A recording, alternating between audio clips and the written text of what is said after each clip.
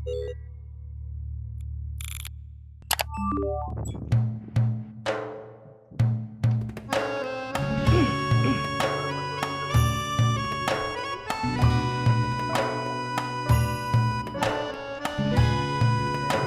ditalkin sama waktu talkin dari Solo. Oh ya. Allahumma sholli sholatan kamilatan wa salamun taman ala sayyidina Muhammad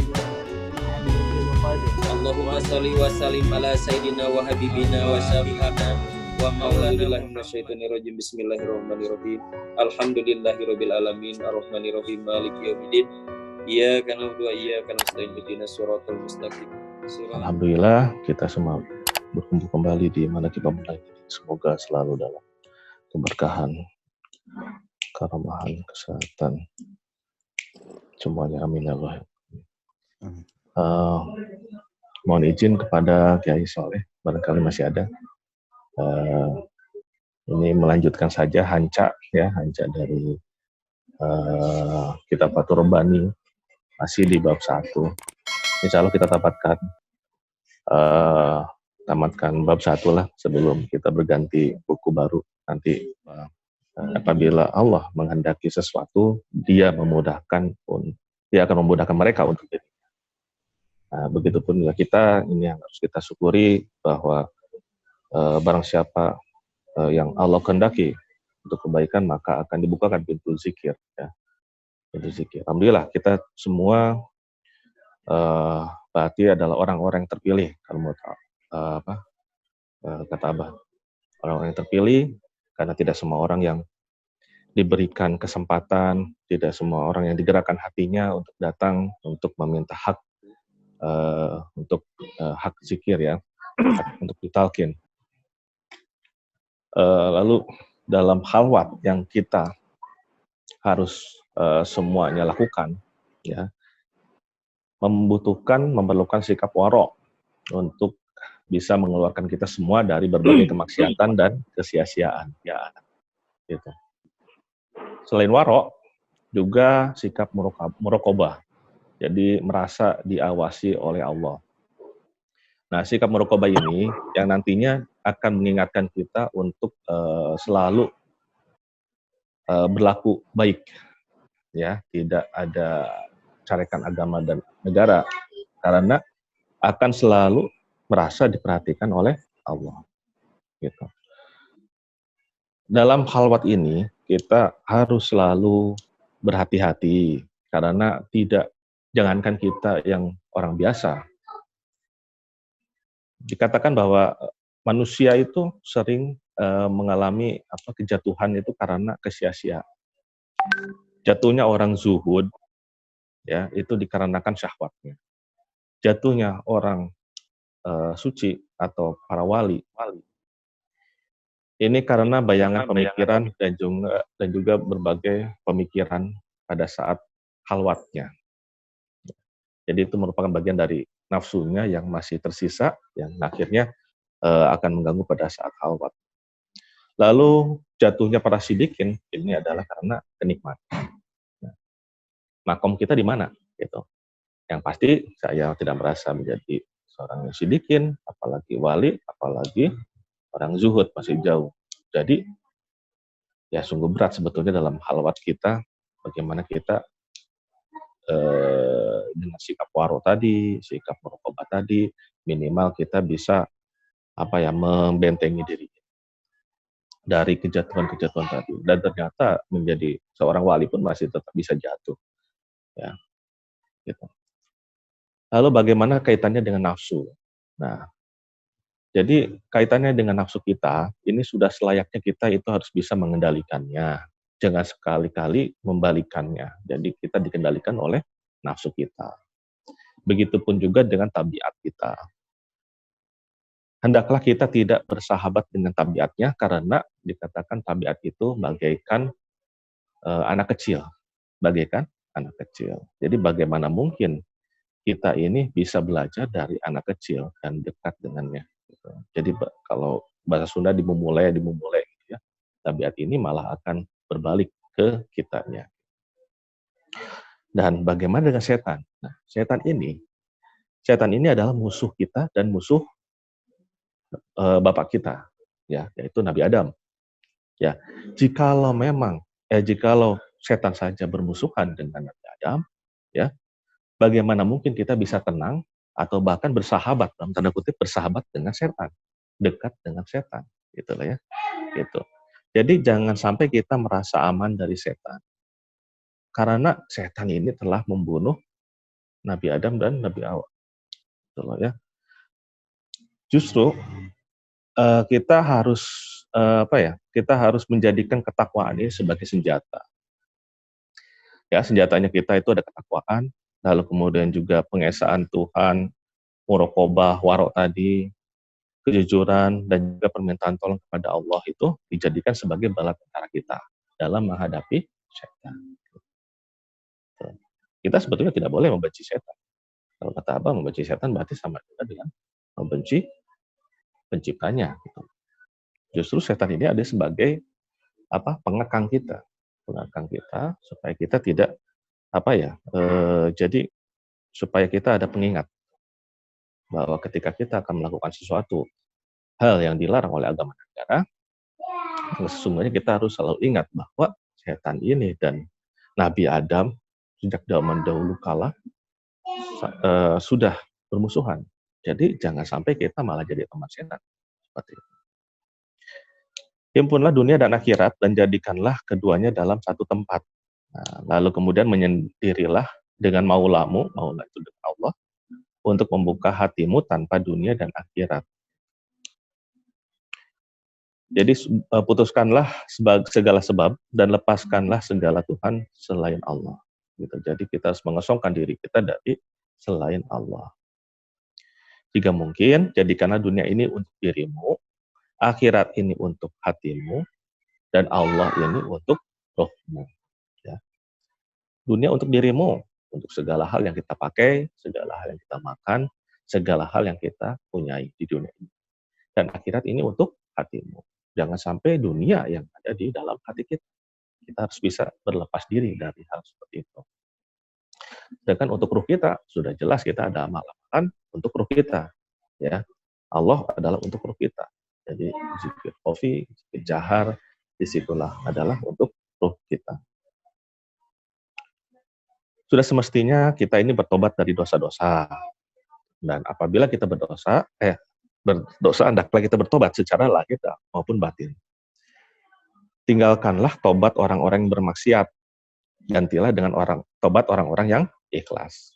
Tobat orang yang bermaksiat itu seperti apa? Kalau orang bilang tobat sambal. Sambal itu pedas. Tetapi bukan kita kapok, tapi lagi dan lagi. Gitu. Itulah tobat-tobat orang yang bermaksiat.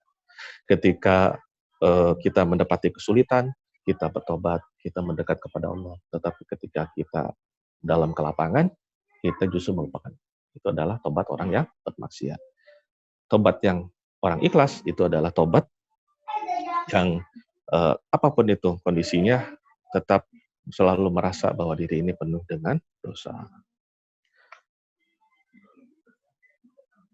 Lalu malu kepada Allah ini adalah hakikat, bukan kiasan.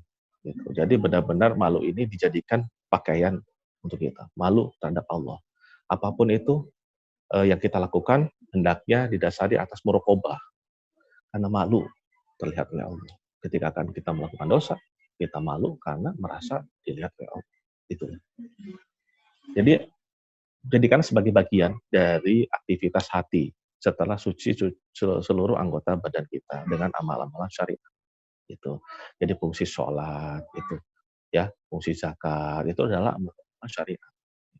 Itu untuk mensucikan anggota badan kita, ya. Tetapi yang mensucikan hati kita salah satunya tadi adalah muraqabah. Lalu kemudian ketakutan pada api neraka ini akan memutuskan penyakit dalam hati orang-orang mukmin, akan mencerahkan wajahnya dan menjadikan hatinya penuh rasa takut, yaitu khauf, ya. Apabila semua ini kita alami, maka niscaya Allah akan mencurahkan rahmat dan kasih sayang pada hati-hati kita semua. Gitu. Sehingga kita nanti akan merasakan tenang, tentram, dan santai, seperti itu. Yang dikatakan seperti saya katakan kemarin, yaitu tatmainul qulub, seperti itu. Maka ketika kita merasakan hal-hal seperti itu, merasakan tenang, merasakan damai, Allah akan membukakan bagi kita pintu keagungannya yang memasuki hati dan jiwa kita. Gitu. Nah, hendaklah engkau tidak terlalu peduli pada apa yang engkau makan, engkau minum, apa yang kau pakai, siapa yang kau nikahi, apa yang kau tinggalkan, apa yang kau kumpulkan dari dunia ini. Karena semua itu hanyalah keinginan jiwa dan tabiatmu saja. Gitu. Jadi jangan kita memenuhi pikiran dan hati kita dengan hal-hal seperti itu. Gitu. Dengan apa yang kita makan, kita ribet dengan apa yang kita makan, dengan apa yang kita minum, kita pakai, seperti itu. Gitu. Jadikanlah perhatian kita utamanya hanya Tuhan dan apa yang ada di sisinya. Di sisinya itu adalah nikmatnya. Jadi lebih baik kita lebih memenuhi pikiran kita dengan nikmatnya, memikirkan nikmatnya, dan juga memikirkan keagungan, tanda-tanda keagungan. Gitu ya. Jadi sebetulnya kalau nikmat kita, ya kalau Dawuh Pangersa Abah Anom, terlalu banyak sebetulnya. Dari mulai bangun tidur sampai tidur lagi, terlalu banyak. Gitu. Di belakang dunia ini ada akhirat. Di belakang makhluk pun ada kholik. Setiap kau meninggalkan sesuatu dari dunia ini, artinya setiap keburukan-keburukan yang kita tinggalkan, ini akan diganti dengan sesuatu yang baru dan lebih baik di akhir. Jadi jangan jangan merasa berat jika kita meninggalkan sesuatu hal keburukan gitu karena merasa sudah akrab sejak dahulu kala itu dalam suatu kemaksiatan, maka kita selalu ingat bahwa di balik dunia ini ada akhirat dan akan diganti dengan hal yang baik di akhirat nanti. Sesungguhnya seorang hamba Allah itu dapat diketahui ketika datang berbagai cobaan. Nah, nih. Ketika datang berbagai cobaan dari Allah kepadanya dan dia tetap teguh dan mencintai Allah, jika dia berubah sikap berarti berdusta. Dan cintanya yang pertama itu tercerabut dan hilang. Nah, hati-hati gitu ya. Justru cobaannya, ujiannya itu ketika ada cobaan, apakah dia tetap teguh dan mencintai Allah ataukah dia akan frustasi. Nah, gitu. Maka haram hukumnya sebetulnya bagi ikhwan PKN untuk merasa frustasi, untuk merasa putus asa. Gitu. Karena senjata yang kita punya adalah ada di dalam hati kita, ya, ada dalam zikir jahan dan zikir khauf. Maka hendaknya kita tidak jauh, kata Abah Aus. Ya, tidak hukumnya bisa merasa bingung. Tidak boleh kita merasa, karena semua jawaban sudah seperti itu. Mungkin sekian dari bab 1 tentang membangkang kepada Allah. Jadi kenapa ini dijadikan menjadi bahasan pertama di kitab ini, karena ternyata inilah yang membuat seseorang muslim itu jatuh dari keimanannya, lalu kemudian juga ternyata di sini ada sikap waro dan muraqabah gitu ya, menjadi suatu pengekang kita dari sikap membangkang kepada Allah. Karena bagaimana kita bisa mencapai makom salikin jika kita dalam hati kita ada sikap pembangkangan kepada Allah, meskipun setitik saja. Ya, insya Allah nanti mungkin besok lusa kita akan bahas bab 2 tentang kefakiran. Nah, ini juga kenapa dibahas bab 2 tentang kefakiran, karena ini yang banyak menggelincirkan seorang muslim, bahkan menjadi murtad gara-gara ketakutan akan menjadi fakir. Nah, nanti akan kita bahas lebih lanjut. Sekian mungkin dari saya. Semoga bermanfaat. Assalamualaikum warahmatullahi wabarakatuh. Waalaikumsalam. Alhamdulillah, wassalatu wassalamu ala khairi abdi wa ala alihi wa sahbihi. Amma ba'd, yang saya cintai, sama-sama kita hormati Guru Agung Abah Aus.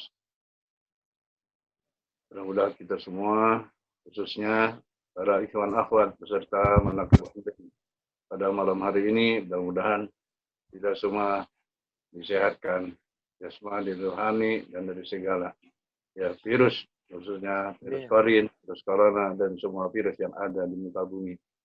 Kita semua bahagia karena kita sudah bertemu dengan Syekh Mursyid, sehingga kita bisa melakukan ibadah dengan baik sebagaimana Allah firmankan dalam surat Quraisy, "Falyabudu rabb hadzal bait allazi at'amahum min ju' wa amanahum min khauf." Dalam mereka menyembah Tuhan Baitullah, ya, maka sungguhnya Allah Subhanahu wa taala menjamin orang-orang yang beribadah kepada Tuhan Baitullah itu Allah Subhanahu wa taala itu dengan ya mendapatkan yang pertama disebut oleh Allah, allazi at'amahum min ju', diberikan ya makan, artinya tidak takut kelaparan lagi. Yang kedua, ya wa amanahum min khauf, dan dijamin untuk aman dari segala rasa takut pada Allah Subhanahu wa taala. Inilah rasa takut. Kita semua memang manusia, ada seimbang antara ya rasa takut dan harap. Maka dengan melakukan zikir yang dibimbingkan oleh Syekh Mursyid kepada kita, itu ibadah bukan sekedar ibadah, bukan sekedar melaksanakan ibadah ya rutinitas, tapi ibadah yang mencapai ma'rifat. Inilah yang kita dibimbingkan oleh Subhanahu wa taala melalui bimbingan Syekh Mursyid. Maka ibadah yang diperintahkan itu ibadah yang mencapai ma'rifat, sehingga ibadah ini ya menjadi sesuatu yang ya indah kepada kita semua. Itu akan diberikan keamanan ya dari rasa takut, ya khususnya takut daripada apa yang kita takuti di muka bumi. Dari neraka saja orang yang zikir diamankan oleh Allah Subhanahu wa taala. Dari musuh manusia yang diabadikan oleh Allah, itu ya setan, maka kita sudah dibimbingkan annu syayatinakum bi qauli la ilaha illallah. Lumpuhkan setanmu dengan berzikir pada Allah Subhanahu wa taala. Inilah dengan banyak zikir la ilaha illallah. Maka dengan kita melakukan ya zikir ini, kita diberikan rasa aman dan tidak ada ya rasa takut ya lapar ya, khususnya sekarang musim ya lockdown dan segala macam. Kita semua yakin orang-orang yang ibadah kepada Allah bukan hanya menyembah yang disebut Baitullahnya, tapi Rabbal Bait. Inilah Tuhan Baitullah, Allah Subhanahu wa taala. Baik sedang ada di masjid, baik sedang ada di rumah, baik sedang ada di jalan, sedang ada di mana saja, dia selalu beribadah kepada Allah Subhanahu wa taala setiap saat. Maka apabila hati kita sedang lupa, maka kita sedang rihlah, kita sedang pelesiran, kita sedang jalan-jalan, maka hati kita yang paling pokok agar hati kita selalu bersamanya. Inilah indah orang-orang yang dicintai oleh Allah. Sebagaimana ya, Allah berfirman diskusi, sungguhnya hambaku yang paling aku cinta ya kepadaku itu adalah yang pertama orang-orang yang saling mencinta karena mencintai aku. Ya, maka diskusi ini tidak bisa ya saya pahami dulu sebelum belajar thariqah. Maka setelah belajar thariqah, inilah orang-orang yang saling menyinta dan mencintai Allah. Alhamdulillah, semua termasuk orang-orang yang saling mencinta sama kita karena kita sedang mencintai Allah, dibimbingkan oleh Syekh Mursyid, orang yang selalu cinta kepada Allah. Jika kita mengikuti jejak mereka, jejak beliau khususnya bahwa sekarang kita saling mencinta sesama kita karena mencintai Allah, bimbing oleh orang yang selalu cinta kepada Allah Subhanahu wa taala. Yang kedua yang dicintai oleh Allah adalah orang-orang yang hatinya selalu kecantol dengan masjid. Secara umum masjid inilah masjid di mana-mana sekarang. Ya, inilah sekarang dikatakan dunia terbalik. Ya, tapi kita semua alhamdulillah, bukan hanya kita disebut hati ini di masjid kecantol, tapi kita bersama yang punya masjid, yaitu Allah Subhanahu wa taala. Di mana saja, kapan saja, hati kita selalu bersama yang punya masjid. Baik kita ada di masjid atau di luar masjid, inilah hati kita selalu zikir kepada Allah Subhanahu wa taala. Itulah masjid hakikat, itulah Ka'bah hakikat. Melalui Ka'bah hakikat yang zahir, itulah Syekh Mursyid yang mengantarkan kita untuk hati kita selalu bersama beliau, ya bersama Allah Subhanahu wa taala, sehingga disebut orang-orang yang hatinya selalu kecantol dengan masjid. Masjid, kalimatnya masjid adalah masjid, adalah tempat sujud. Inilah tempat sujud yang sesungguhnya, yaitu kita selalu bersama hadrat Allah Subhanahu wa taala. Dan yang ketiga hamba yang paling cintai oleh Allah adalah orang-orang yang selalu istighfar di waktu sahur. Alhamdulillah kita semua dibimbingkan oleh Syekh Mursyid menjadi orang-orang yang selalu istighfar di waktu sahur, karena kita semua menjadi orang-orang yang disebut ahli tahajud, bahagia. Ini ada 3 golongan cinta oleh Allah, sehingga Allah terangkan dalam hadis qudsi ini, ya wa iza aradtu ahlal ardi uqubatan dzakartuhum wa taraktuhum wa sarabtu ya uqubata anhum. Kata Allah dalam hadis qudsi ini, 3 golongan ini apabila aku ingin memberikan ujian, memberikan siksa, memberikan bala atau wabah, maka aku ingat kepada mereka dan aku biarkan mereka dan aku palingkan dari mereka segala siksaan atau ujian. Makanya bahagia orang-orang yang mendapat bimbingan zikir Subhanahu wa taala. Inilah tanda cinta kepada Allah, cinta kepada orang yang cinta kepada Allah, cinta kepada amalan yang membuat kita selalu cinta kepada Allah. Yang kedua, menjadi orang-orang yang kecantol hatinya dengan masjid, khususnya yang punya masjid. Rabbah hadzal bait, Rabbah hadzal masjid. Tuhan Baitullah, inilah orang ibadah karena merasa nyaman kalau ada di depan Ka'bah, tapi belum merasakan nyaman kalau hatinya selalu bersama Allah. Sungguh kita semua bahagia, kita termasuk orang yang benar-benar menjadi orang yang selalu nyaman karena selalu bersama Allah Subhanahu wa taala. Inilah makna sesungguhnya disebut kita selalu kecantol dengan masjid, itulah tempat sujud ruh kita bersama orang-orang yang sujud ruhnya kepada Allah Subhanahu wa taala. Yang ketiga, itulah orang yang selalu mohonkan istighfar, mohon ampun kepada Allah Subhanahu wa taala di waktu sahur. Inilah kita semua waktu sahur secara umum, itulah waktu sahur jam 2 sampai subuh. Tapi kita bukan hanya waktu sahur nyaur, yang dimaksud adalah kita semua dibimbingkan untuk terbuka mata hati kita sampai fajar menjadi terang benderang di mana saja, kapan saja, sedang apa saja. Inilah yang dibuatkan oleh Allah, bahwa kita beruntung karena selalu bersama Allah yang disebut oleh beliau di dia kieu ayeuna.